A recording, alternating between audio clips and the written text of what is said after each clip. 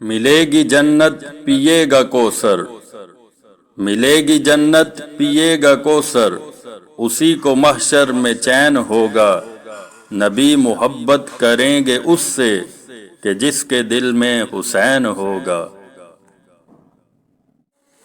امام حسین علیہ السلام کی حیات طیبہ کو 4 ادوار میں تقسیم کیا جاتا ہے۔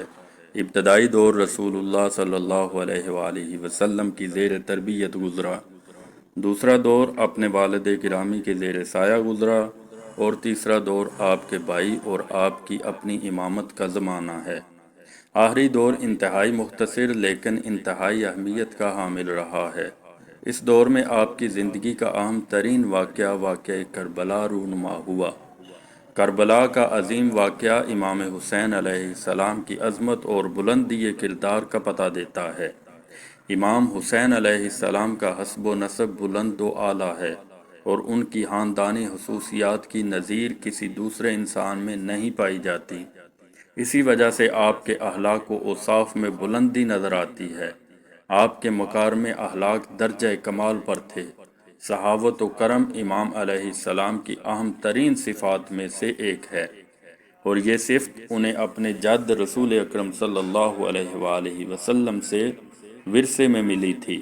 اس حوالے سے چند واقعات بیان کیے گئے جن سے ظاہر ہوتا ہے کہ عطا و بخشش کے ساتھ آپ نے لوگوں کی عزت نفس کا خیال رکھا اور ان کی اسلامی اصولوں پر تربیت بھی فرمائی۔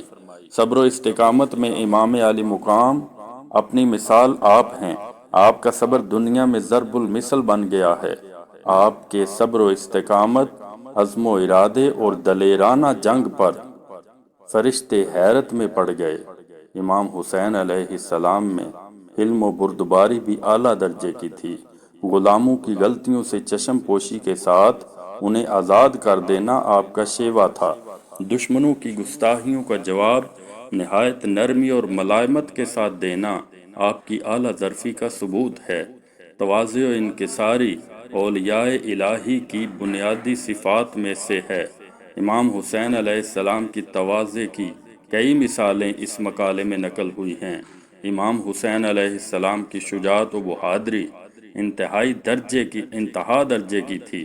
جس بہادری کا مظاہرہ آپ نے کربلا کے میدان میں کیا، اس کی بنی نوع انسان میں کوئی نظیر نہیں ملتی۔